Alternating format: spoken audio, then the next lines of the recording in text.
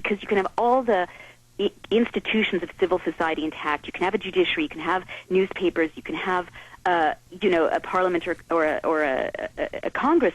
But if you've got soldiers, look at Italy in 1920, look at Germany in 30, 31, 32.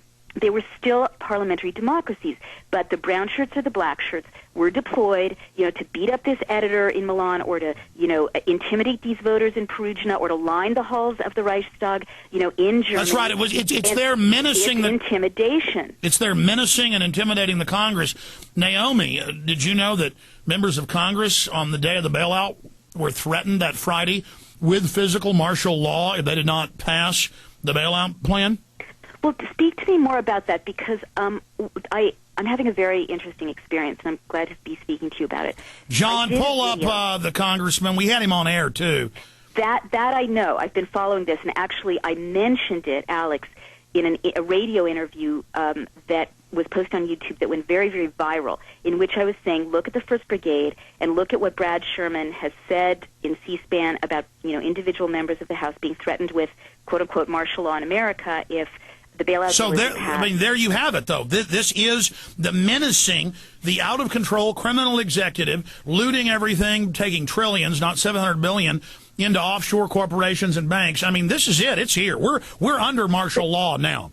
Alex, before we, yes, in the sense of, how can I put this? I want to be a little bit, how can I put it?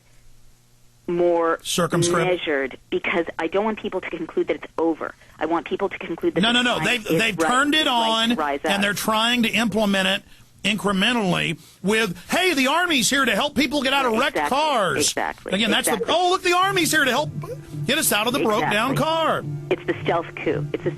But do we have a second source for the Brad Sherman assertion? Has he confirmed it? Yes. No. I had Brad Sherman on, and I talked to other members of Congress who will not come on the show, and they said that, no, they were told martial law is going to be declared if you don't do this. Wow. I had Brad Sherman on the show, and he, by the way, is a lawyer, a specialist on all this. Stay there, Naomi Wolf. We're going to continue to talk about this. In fact, I'm just going to skip this break right now. Are you sick of... John, let's just skip it. That way, for the Internet audience, I can cover this. If you Google, what I Googled was Air Force test weapons on unruly crowds, and then the AP has been pulled. It was up for about a year. It's suddenly gone. It's been pulled, but LexisNexis can get it for you, but a bunch of other websites saved it.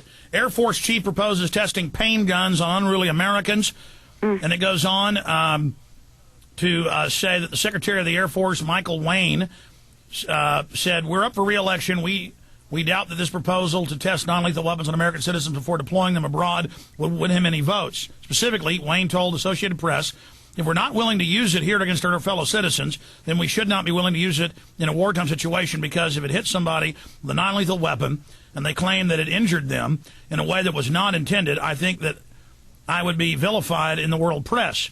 Mm-hmm. That would certainly, and then he goes on to say, so use it on the American people. And then Wired Magazine last week, or actually 10 days ago, reported in the headline that the pain microwave guns do cause death. That's in the headline. Jesus.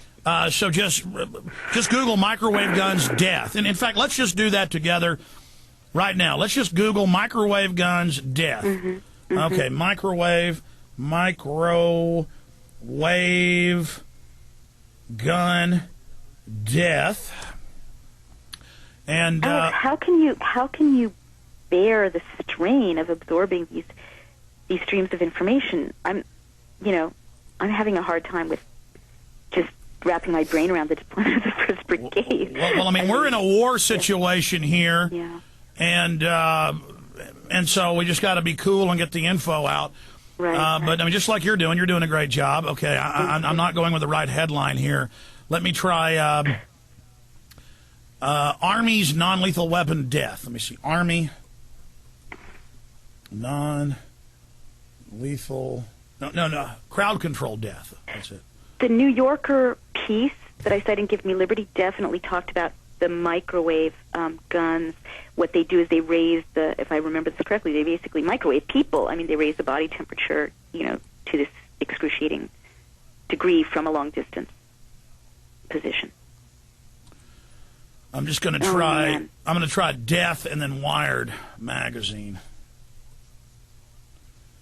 And again, we're just on the internet right now, so we're kind of just cooling our heels here, doing some research. It's driving me crazy. Somebody will post it in the Prison Planet forum, and then I can just copy it all and email it to you, Naomi. But no, I mean, very much.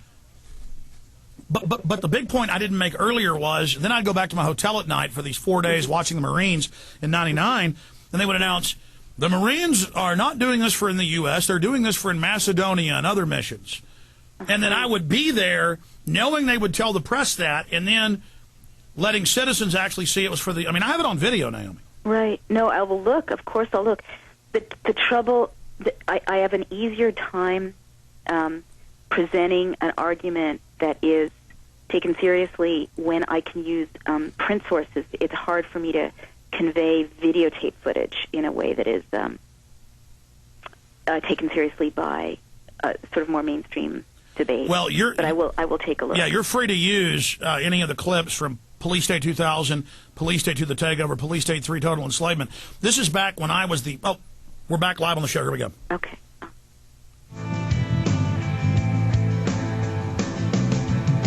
Mural Stonewall, 1903 to 1954. She lost both of her babies in the second... It's the old frog in the pot analogy.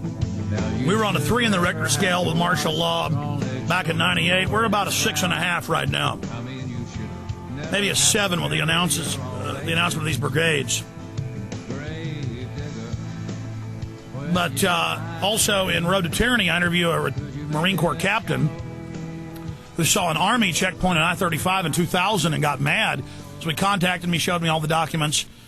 They had secret programs in the late 80s with Marines dressing up in police uniforms in Norfolk, Virginia, doing gun raids and drug raids. So they've been covertly doing this for a long time now, Naomi. So and it goes back to Rex 84. But please continue with all your great research as we continue to collate more information here on air. Thank you. Well, what I just wanted to say from my point of view is that, you know, when we say, well, we're at 7 in terms of martial law, I think the thing that I want us to think about is that part of what gets us to 7 is, say, the deployment of troops or passage of laws like the Defense Authorization Act of 2007 and so on. But part of what gets us to 7 and 8 and beyond is people's complacency in the face of it. So to me, the psychological piece of how we receive this is very, very important. And this is, again, why I went back to the founders and the founding generation. We really have to, you know, what I learned from the research I did in Give Me Liberty is that you can't reclaim liberty without a psychological shift in ordinary people first. What I learned is that America is supposed to be not a landmass and not a system of government primarily, but first a psychological state in which there's an inner sense of freedom, an inner commitment to freedom, and a personal conviction to be outraged and not stand for it when tyranny and oppression raise their heads. And, you know, I did find that we are being brainwashed now, not just for the last 8 years, which have been dramatic, but the last 30 years, in a messaging about what I call fake patriotism, where, for instance, you know, we're taught that life, liberty, and the pursuit of happiness, which is interpreted as kind of just relax and shop, you know, is the meaning of the Declaration of Independence. But in fact, Alex, the second paragraph we're never taught, which is, you know, that the Declaration of Independence is actually a personal commitment demanded of each and every American to stand up against tyranny and oppression wherever it raises its head, but also to confront and bring down the government if it engages in repression and tyranny against the people, in a war against the people. We're committed to being revolutionaries as Americans. There's just been this like 30-year messaging. You know, it's so much deeper than just this deployment. It's been like this messaging to get us to go to sleep, get us to forget our rights. I found out that, you know, civics education is disappearing from half of U.S. high schools. You know, kids are going to college now, not knowing what a republic is supposed to look like. Not knowing what their liberties are, let alone recognize them being threatened. You know, we're being told that patriotism is about never criticizing the government or supporting any military intervention, whereas I discovered that the great Americans, the great patriots, held a mirror up to America, and that's what we're supposed to do. So I really want to stress the first shift for us is to be outraged when we hear about the deployment, to be outraged when we see this war against citizens, and to take on this. Yeah, stay there. We'll be right back in 1 minute.